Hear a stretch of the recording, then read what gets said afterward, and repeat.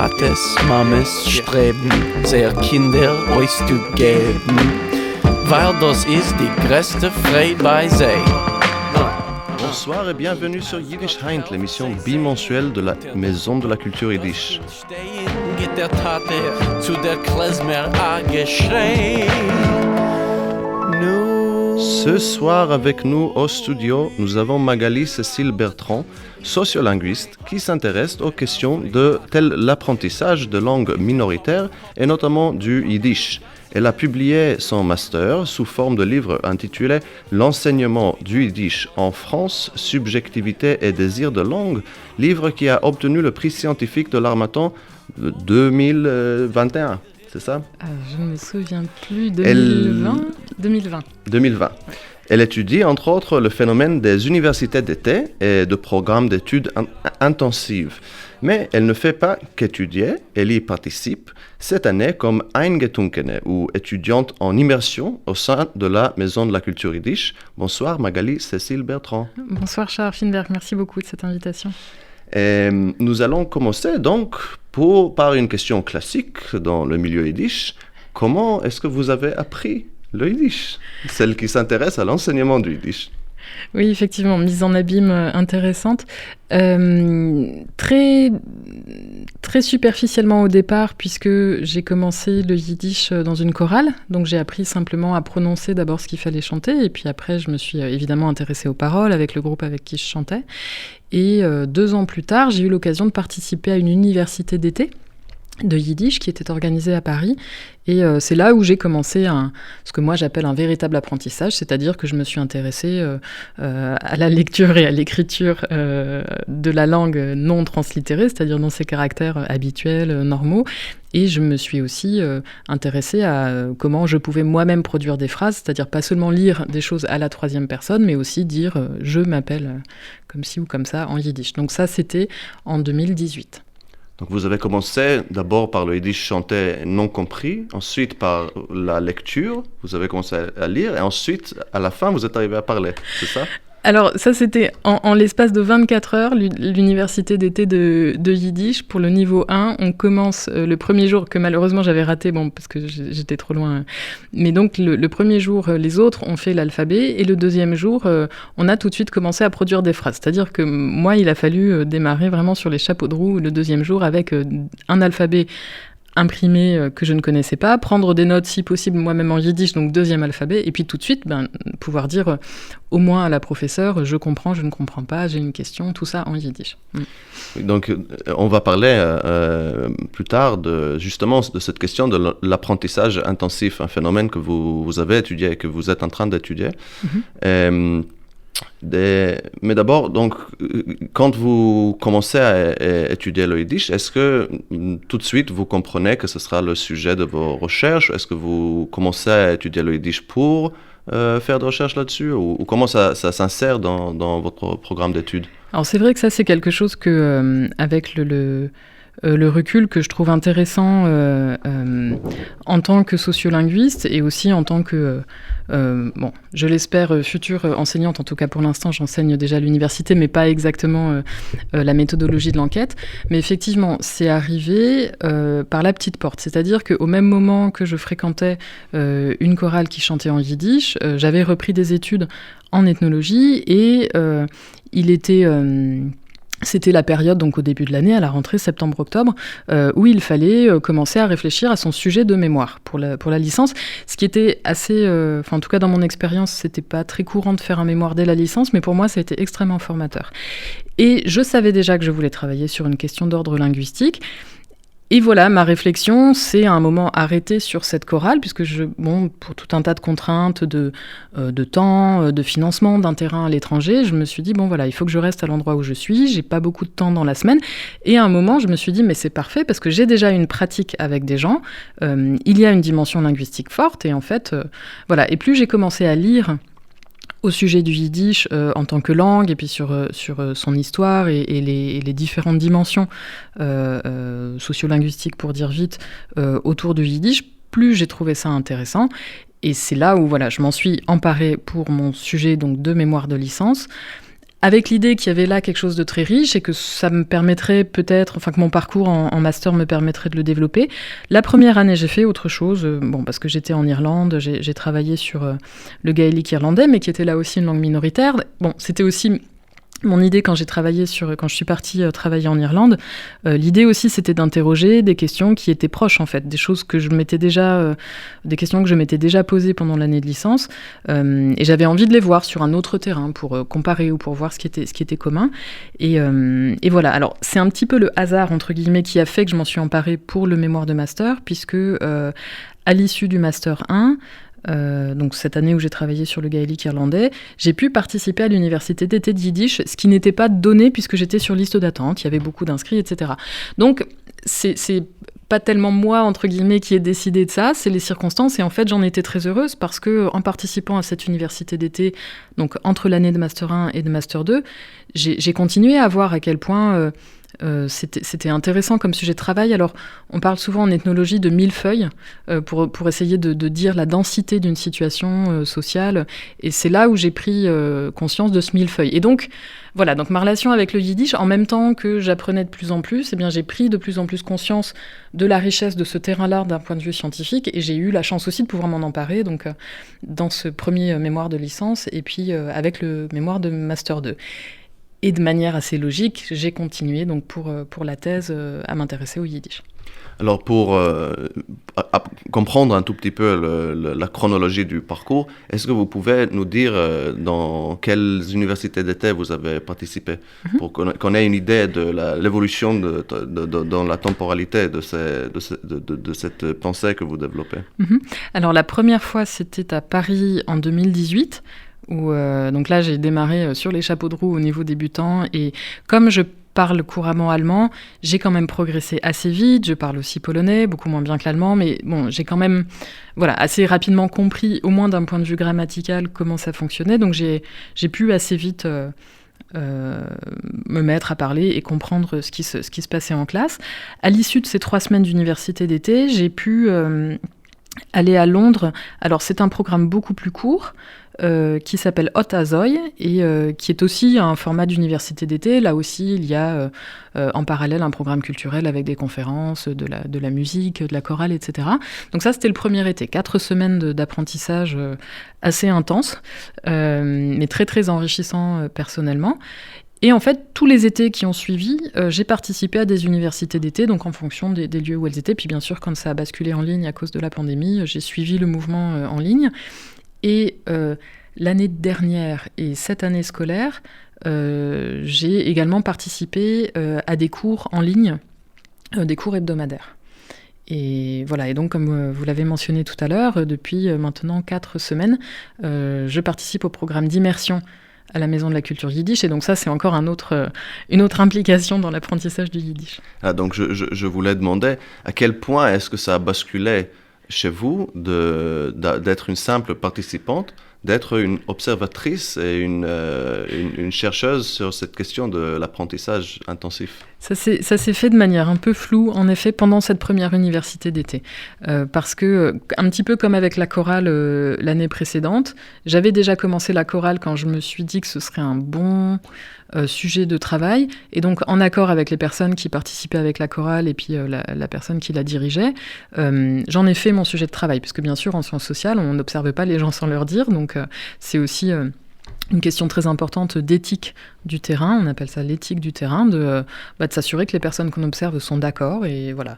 Donc, ça s'est passé un petit peu de la même façon avec l'université d'été en 2018, c'est-à-dire que j'y suis allée sans trop avoir d'attente, juste pour mon plaisir, entre guillemets, personnel, d'apprendre une nouvelle langue. En plus, bon, c'était à Paris, il y avait 1 ou 2 personnes que je connaissais, que j'appréciais, donc, et c'est au cours de l'université d'été que j'ai vraiment, quand je parlais de la densité tout à l'heure, c'est vraiment à ce moment-là que j'ai vu à quel point ce serait intéressant de travailler là-dessus pour mon mémoire de master, donc qui était en sociolinguistique et politique éducative. Donc j'ai vu un petit peu tous les aspects que je voyais en cours. Je voyais vraiment à quel point ce terrain était riche et me permettait de les aborder les uns et les autres.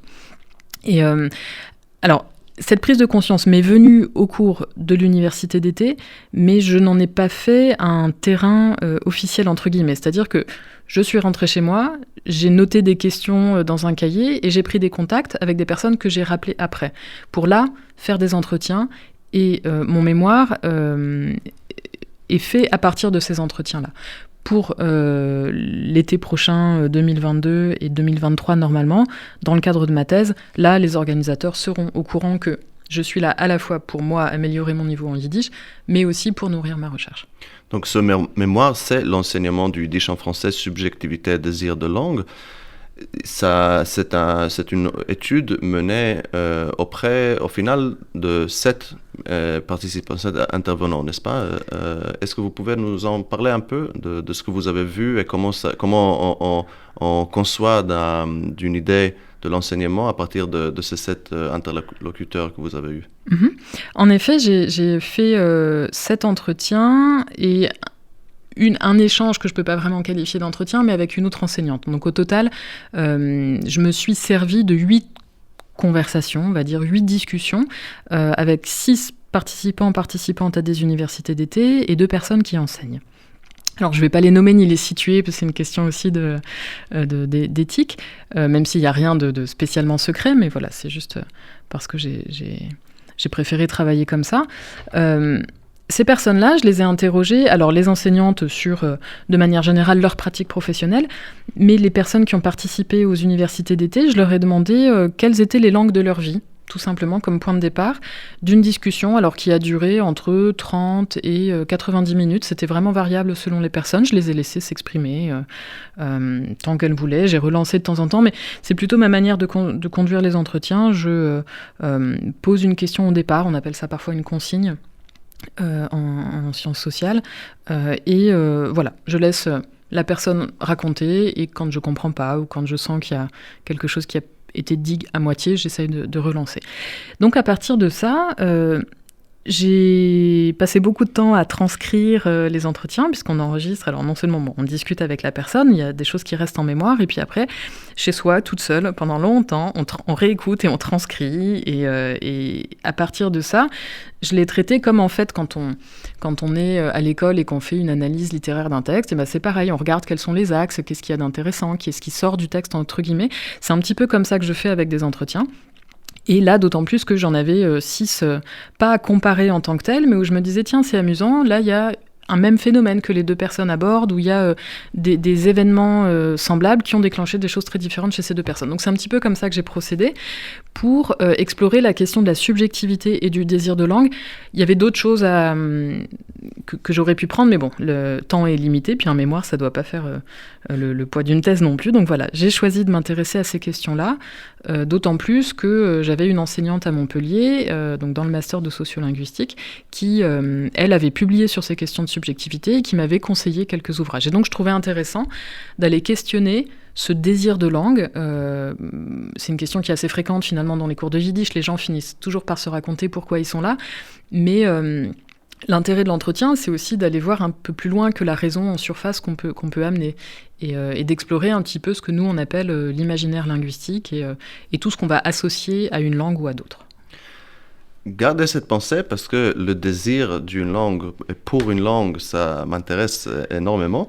On va faire une petite pause musicale. On va écouter Lipa Schmelzer, l'Elvis du monde chassidique, qui lui est une sorte de sociolinguistique en lui-même également. C'est un chanteur chassidique, un chantre à la base, et qui mélange actuellement des rythmes, des mélodies, des pratiques de production du hip-hop, du pop, du monde contemporain, et qui lance des albums les uns après les autres à une vitesse incroyable. Et le morceau qu'on va écouter actuellement s'appelle Der Beschäfer I Like, le créateur I Like, que j'aime bien. Alors Lipa Schmelzer, le créateur, le Beschäfer qu'il aime. Pfeffer hab ich lieb, dem Beschäfer hab ich Pfeffer hab ich lieb.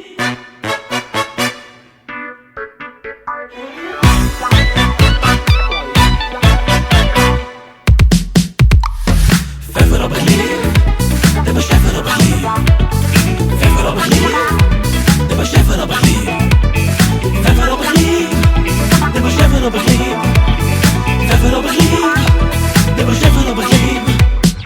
Ein Shabbos meldt sich der Baritje wird zu dem Balshem to sein ich lof Shabbos bare Burchel Mesh Bijer Zoekt dem Reburchel no bit nai und hat Schreien und da so ich im Tage in Besmedrischer Dort zusammen praven im Reburchel für Mesh Bish mit Reblai wie jetzt Chak Der Baritje wird halt anders nahe ohne Klascherei und Schreierei Kannst mir so andere Tipp Nicht schon in der Wasser wie man der Zip In einer rief sich der Baritje will Ihr hat doch lieb Pfeffer in der Zip, nein? Pfeffer hab ich lieb, der Pfeffer hab ich lieb Pfeffer hab ich lieb, der Pfeffer hab ich lieb Pfeffer hab ich lieb Pfeffer hab ich lieb, der Pfeffer hab ich lieb Pfeffer hab ich lieb Der Pfeffer hab ich lieb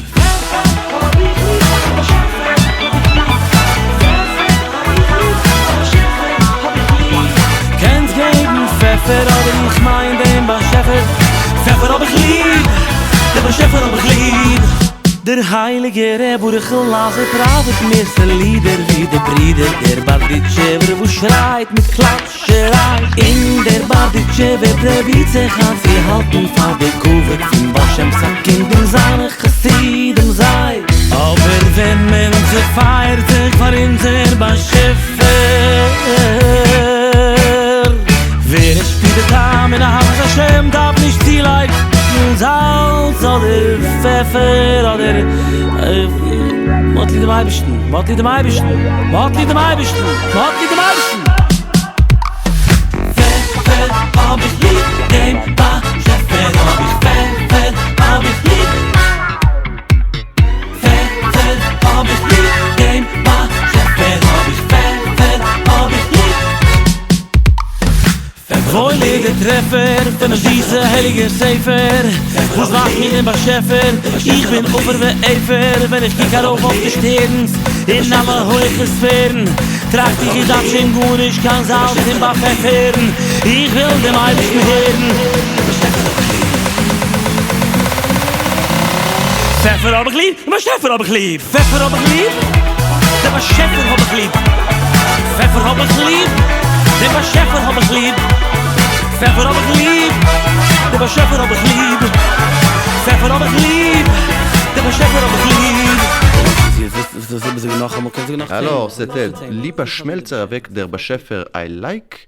Vous écoutez RCJ Yiddish Heint et ce soir nous avons comme invité Magali Cécile Bertrand. Nous sommes en train de discuter de ces sujets de recherche en tant que sociolinguiste et on a évoqué avant la pause musicale la question du désir d'une langue pour une langue. Alors, Magali, c'est un sujet assez vaste à étudier, n'est-ce pas? Comment est-ce qu'on étudie D'abord, comment vous définissez le désir d'une langue? C'est une très très bonne question. Je ne sais pas précisément, mais j'ai senti que en discutant donc avec des personnes qui avaient participé à des universités d'été de Yiddish, que c'était quelque chose d'important. En fait, il y a une seule personne qui l'a formulé comme ça, qui a utilisé le mot désir en parlant de son parcours linguistique. Donc, elle a évoqué plusieurs langues dans l'entretien, et à un moment, elle parle du désir. Mais sinon, c'est un terme qu'on trouve aussi dans les textes scientifiques qui sont consacrés aux sciences du langage et où on s'interroge sur soit la démarche de personnes qui vont apprendre une langue, soit quelque chose de plus imaginaire. Et voilà. Et moi, ce terme de désir de langue, je l'ai utilisé donc pour décrire ce qui fait que les personnes que j'ai interrogées ont été et attirées par le yiddish et ont traduit ce désir, cette attirance, par une démarche de s'inscrire dans un cours pendant 3 semaines, l'été, alors que peut-être les autres préfèrent aller à la plage ou faire de la randonnée en montagne. Donc voilà, c'est ça qui m'a intéressée.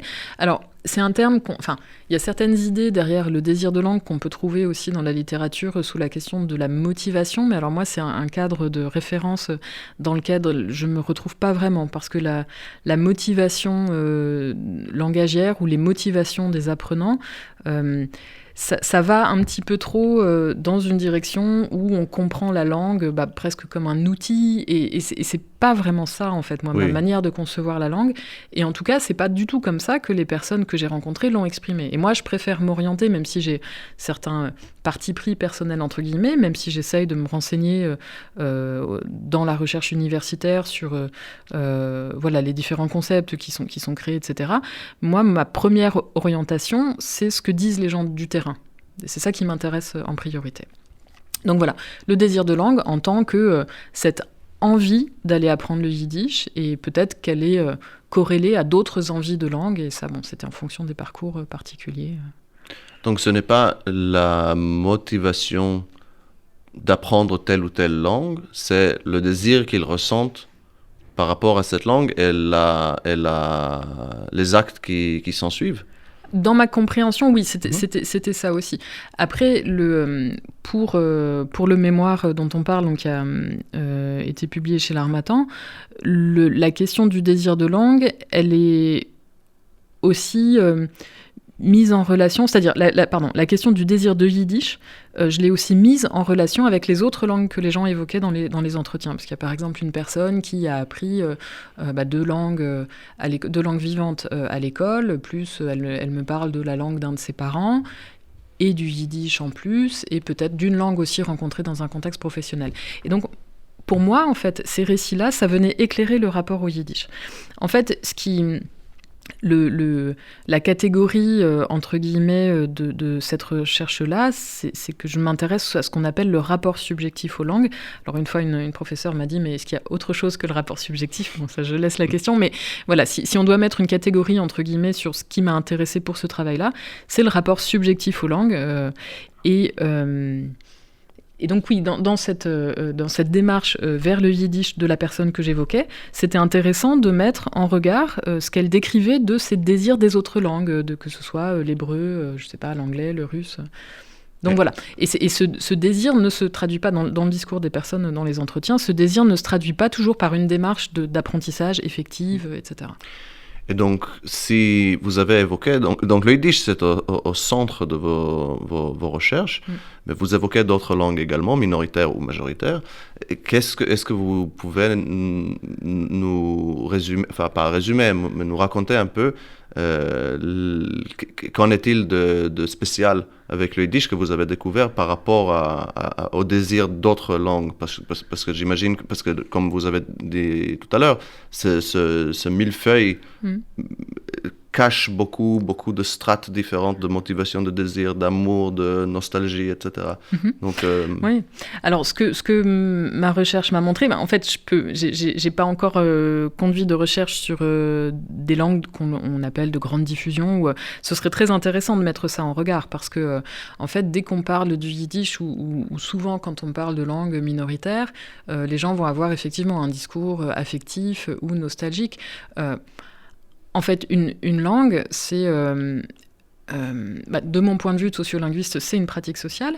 Et comme tout objet, elle est sujette à un rapport subjectif et à des relations imaginaires. Donc on peut tout à fait avoir un rapport aussi très très riche à l'anglais ou à l'espagnol, c'est juste qu'on en est beaucoup moins conscient dès lors que, de la même façon, quand vous dites à quelqu'un que vous apprenez le yiddish, on va très souvent vous demander pourquoi et on va chercher ce qui se cache derrière, comme s'il y avait toujours quelque chose qui se cachait derrière. Si vous dites que vous apprenez le chinois ou que voilà, dans le cadre de votre travail, on vous a proposé une formation en russe ou en espagnol, on va moins vous interroger. Or, le rapport subjectif, il est là aussi. Vous pouvez tout à fait avoir un imaginaire particulier sur l'espagnol parce que c'est lié à plein d'expériences de votre vie sans que votre famille soit d'origine espagnole.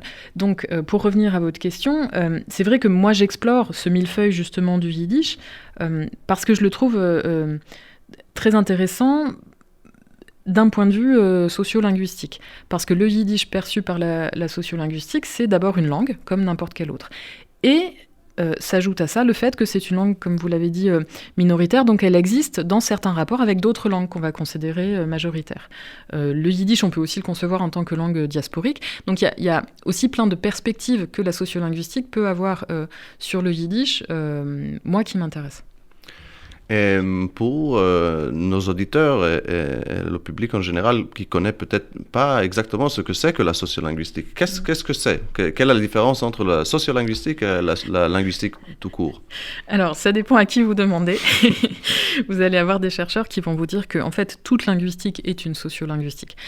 Pour Et ça sera sans doute les sociolinguistes qui le disent. Oui, exactement.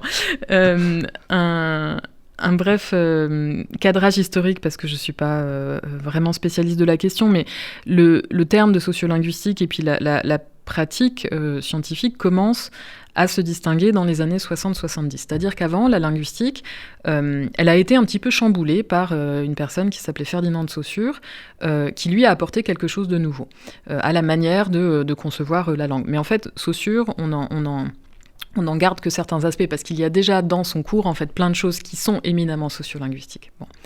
Donc, au XXe siècle, la linguistique se fait plutôt de manière structurale, à la Saussure. Et à partir des années 60, il y a une petite préoccupation de se dire, mais attention, là, en fait, on considère l'objet langue de manière de plus en plus déconnectée du social. Or, une langue, c'est quelque chose qui se pratique, il y a des enjeux sociaux, etc. Et donc, c'est à partir de là que certains chercheurs se constituent en groupe. Alors, il y a une conférence aux États-Unis en 1964 qui est assez importante, la conférence de Bright, où se retrouvent des personnes qu'on va retrouver après dans l'école de Palo Alto, des gens qui travaillent sur la communication, sur les langues, sur tout un tas de choses autour de la question du langage, en fait. Donc, la sociolinguistique, c'est... Le projet initial, c'est de remettre le social au cœur de la question du langage, c'est-à-dire de considérer la langue comme pratique sociale. Donc, si je peux résumer, si la linguistique formelle a détaché la langue comme objet d'étude et on a fait quelque chose d'abstrait qui se pratique à partir de certaines règles, alors la sociolinguistique, c'est une tentative de rappeler que la langue, elle est influencée aussi par le contexte humain, en fait, des tensions et justement par les désirs, par exemple, et les motivations personnelles et passionnées qu'ont les gens. Ouais. On en a parlé tout à l'heure avant l'entretien, de la question du terrain et comment est-ce que le chercheur, il sait que ce qu'il reçoit, ce qu'il voit sur le terrain, c'est la vraie science. Enfin, c'est que les intervenants, ils ne sont pas en train de jouer des rôles devant lui, etc. Et qu'il y a une question de la boîte de Schrödinger pour tout linguiste de terrain. Et donc, avec ça en tête, est-ce que ça m'intéresse, pas pour le potin, mais ça m'intéresse d'entendre un peu comment les gens qui parlent du yiddish, comment ils voient ceux avec qui vous avez parlé dans le livre, ou après ou ailleurs, quels sont les axes, si on peut le dire, de l'imaginaire en France, parce que c'est surtout en France que vous avez travaillé, du yiddish. Enfin, comment les gens ils conçoivent de ce truc? Justement, ça, donc un discours sur la langue, c'est une approche sociolinguistique. C'est de voir vraiment la langue en tant que pratique sociale et de choses qu'on va pouvoir isoler et sur laquelle on va produire des discours. Alors, moi, les gens que j'ai rencontrés, bon, c'est vrai que le cadre, il définit quand même un petit peu ça, parce que c'est des gens que je rencontre dans le cadre... Alors, on s'est vu bien après pour faire les entretiens, mais ce qui nous a rassemblés, c'est le fait de participer à une université d'été de langue et de culture... de langue et de littérature yiddish, donc c'est quand même un cadre déjà spécifique, où on remarque que les cours nous amènent à aborder des textes littéraires, de la poésie, notamment des choses d'avant-garde, etc. Donc on peut imaginer, et ça s'est vérifié dans quelques entretiens, que leur approche de l'objet langue, il est lié à... ce que des sociologues peuvent appeler une culture cultivée, c'est-à-dire que, oui, on commence à apprendre le yiddish à partir de textes écrits qui peuvent être de diverses sources, mais l'idée, c'est quand même d'aller vers le texte littéraire. Donc, les personnes que j'ai rencontrées, si je me souviens de 2 entretiens en particulier, ce qui les intéresse, elles, de prime abord, c'est le yiddish en tant que langue de littérature. Elles sont là pour d'autres raisons qu'elles nomment, mais aussi pour pouvoir accéder à des textes littéraires dans la langue source. Donc ça, c'est quelque chose qui les intéresse, le yiddish comme langue de culture, en quelque sorte. Et est-ce que ce sont des personnes qui ont déjà un yiddish parlé heimish de la maison ou qui n'ont pas de base de yiddish? Non, ce sont des personnes qui ont appris le yiddish vraiment, ça venait pas de la maison. Une de ces deux personnes n'est pas sûre de son ascendance juive, donc c'est pas du tout. Sa démarche, elle est très intellectuelle, c'est pas forcément. Alors, non, je dis ça, oui, sa démarche est très intellectuelle et elle est quand même liée à des questions identitaires, liées à l'histoire de l'Europe, etc. Mais effectivement, leur approche, elle n'est pas... c'est pas... Il y a une autre personne que j'ai rencontrée, par exemple, qui a toujours parlé yiddish avec ses parents, et qui a voulu continuer à découvrir le patrimoine littéraire, parce que c'était quelque chose qui était déjà présent à la maison, et cette personne-là a voulu continuer à se cultiver, comme on est nombreux à le faire dans nos langues respectives, en découvrant d'autres auteurs. C'est intéressant, parce que moi, j'aurais pensé que la plupart des gens auraient peut-être un imaginaire nostalgique de Yiddish, parce que ça c'est quelque chose... Ça dépend peut-être justement des lieux qu'on fréquente. Je sais qu'à la Maison de la Culture Yiddish, souvent, ceux qui arrivent pour apprendre le Yiddish, c'est pour des raisons plutôt intellectuelles ou littéraires, en effet. Mais ceci dit, il y a beaucoup de gens pour qui l'imaginaire du Yiddish est enveloppé d'une certaine nostalgie. Je ne sais pas exactement si c'est le terme, mais je me souviens, je vous avais raconté avant, mais d'une remarque que quelqu'un avait fait dans un groupe Yiddish, comme quoi le Yiddisher Tam lui manquait.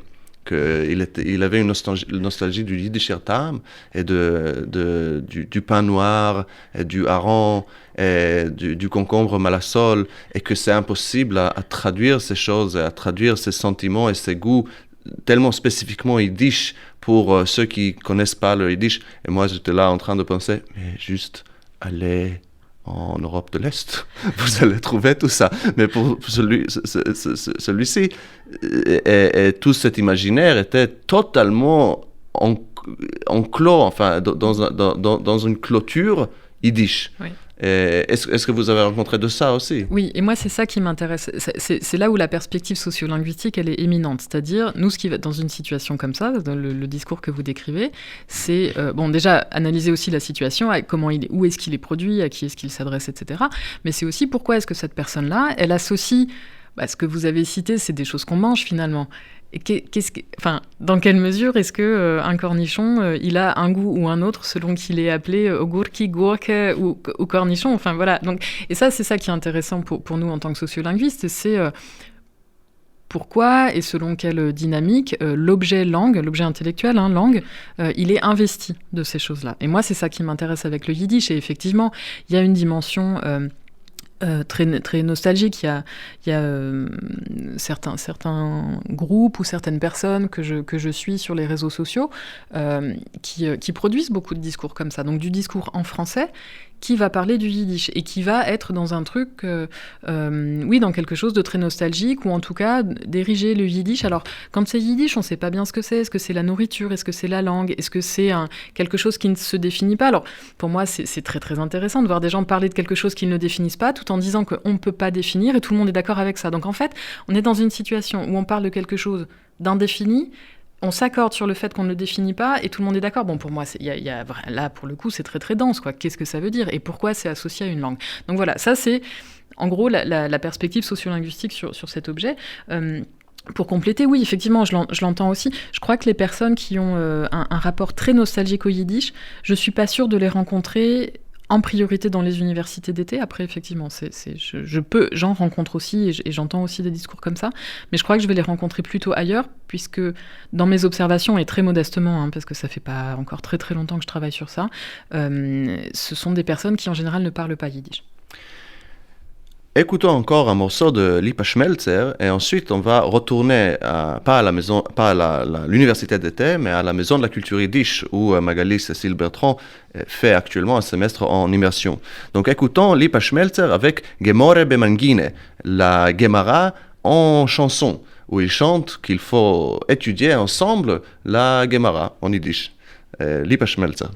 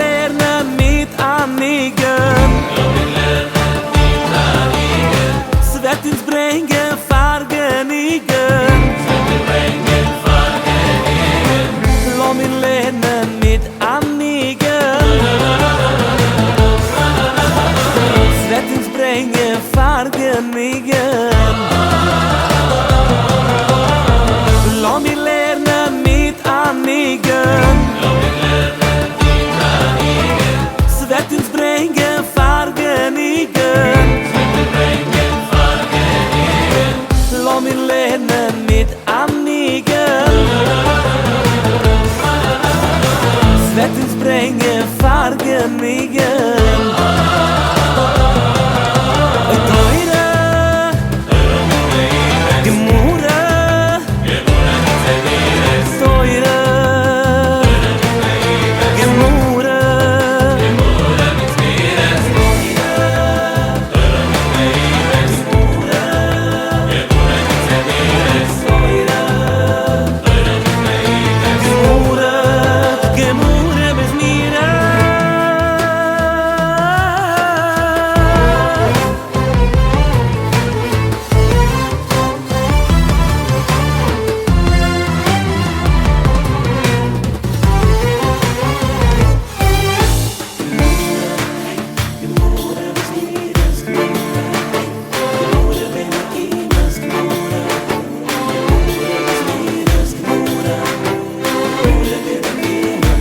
Lass mich lernen, Gemurre mit Anigen, Gemurre.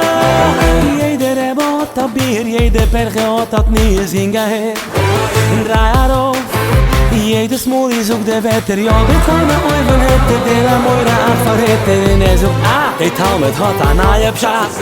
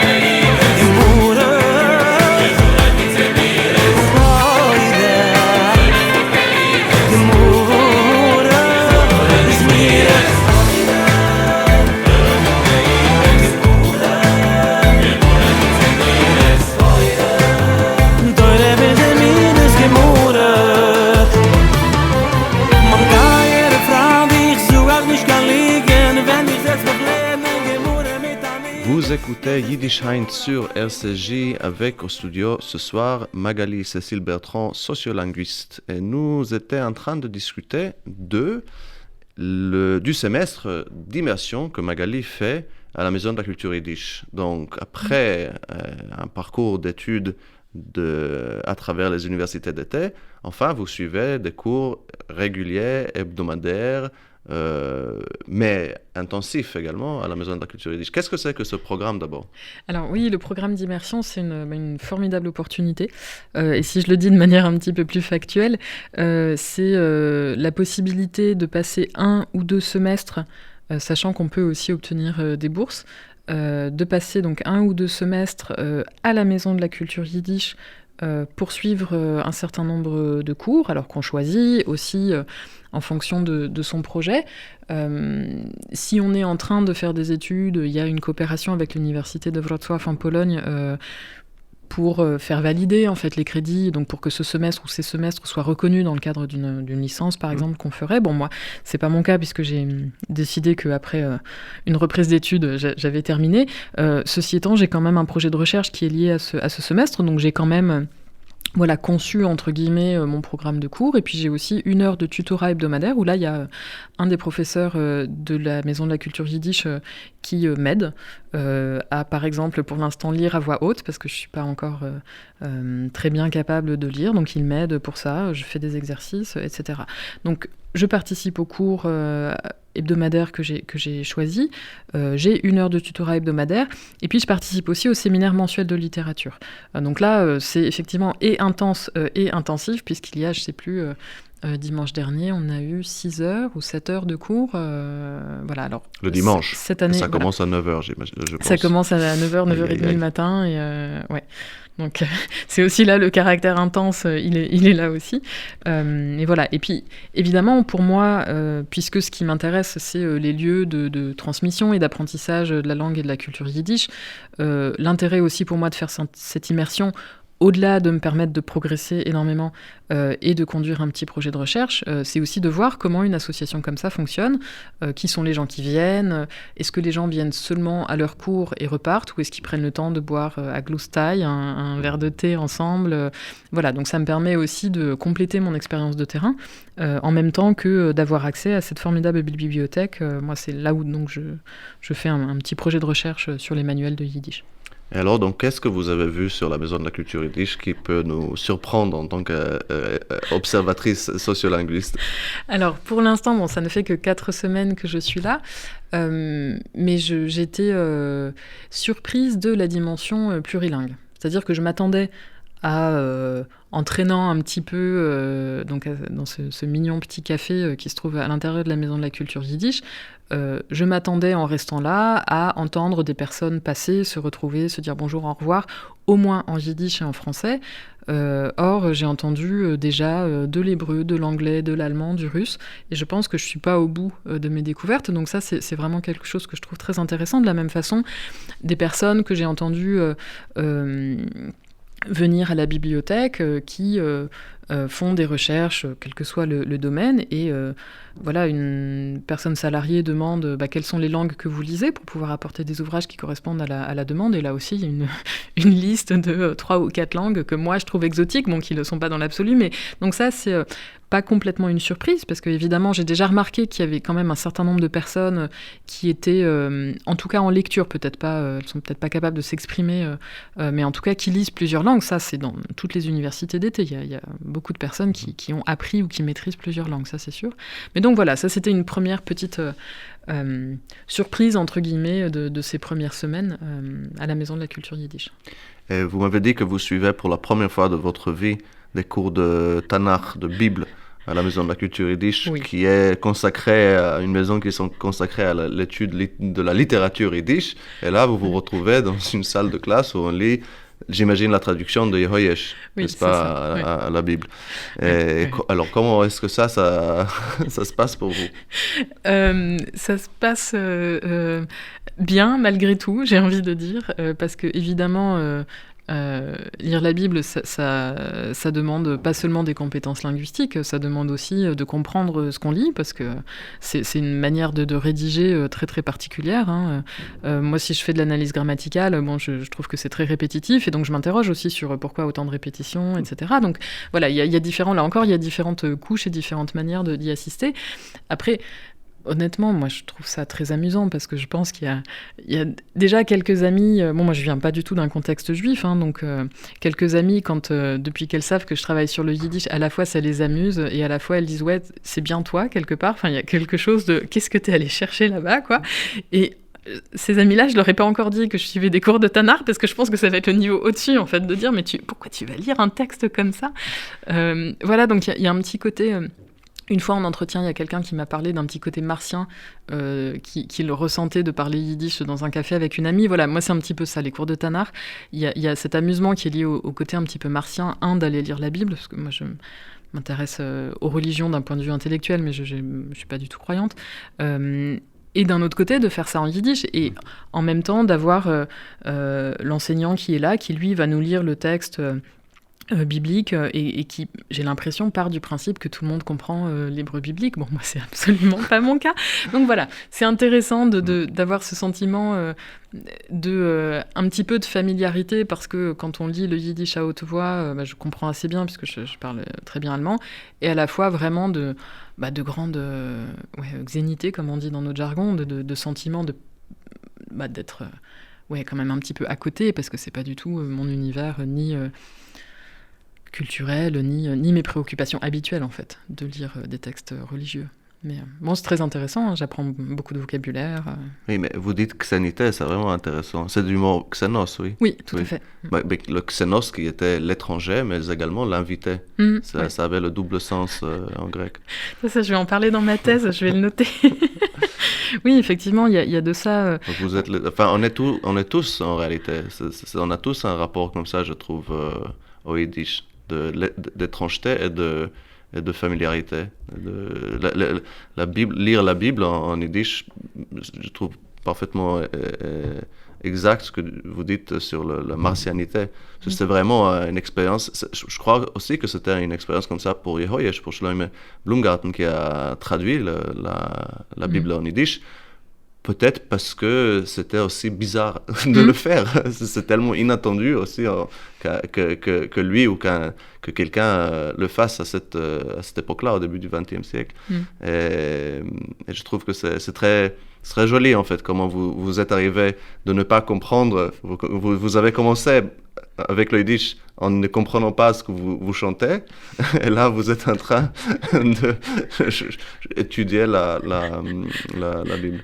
Voilà où on en est au bout de 4 ou 5 ans. Ouais, effectivement. Ça arrive à nous tous, ne vous inquiétez pas. Oui, mais effectivement, cette dynamique entre du Xénos d'être étranger et invité, bon, alors il y a, dans ce que j'avais dû lire pour le mémoire, il y avait aussi des textes autour du sentiment expliqué par Freud de das Unheimliche, de ce qui est à la fois connu, familier, et de ce qui est étrange ou qui fait peur. Il y a de ça, en fait. Bon, ça, c'est un concept je crois qu'il est intéressant de l'appliquer à tout un tas de contextes, mais effectivement, dans les entretiens avec le yiddish, du fait de la composition même de la langue, c'est-à-dire d'être une langue de fusion avec des éléments germaniques, avec des éléments sémitiques et des éléments slaves, il y a beaucoup de gens en entretien qui me parlent de ça, en fait, de leurs propres sentiments à la fois. Alors, pour moi, c'est intéressant puisque, faisant une enquête en sciences humaines et sociales, je me dois un petit peu d'avoir cette relation de distance-proximité avec mon objet de recherche, mais je le vois aussi dans ma propre relation au yiddish, puisque moi, mon entrée principale, c'est l'allemand. Et je le vois aussi, je l'entends aussi dans les entretiens avec les personnes qui me parlent du yiddish comme étant une langue à la fois familière et lointaine. Et ça, c'est une dynamique qui est très intéressante, effectivement. Ouais. Sur ça, je pense qu'on va terminer cet entretien sur le désir, la subjectivité, la langue, l'étrangeté avec Magali Cécile Bertrand. Merci beaucoup, Magali, d'avoir été avec nous ce soir. Avec grand plaisir, mit vergnügen. Et merci à vous, nos auditeurs, d'avoir été avec nous. Et je vous dis à bientôt et bonne nuit. Tates, Mames streben, sehr Kinder auszugeben, weil das ist die größte Freude bei sie.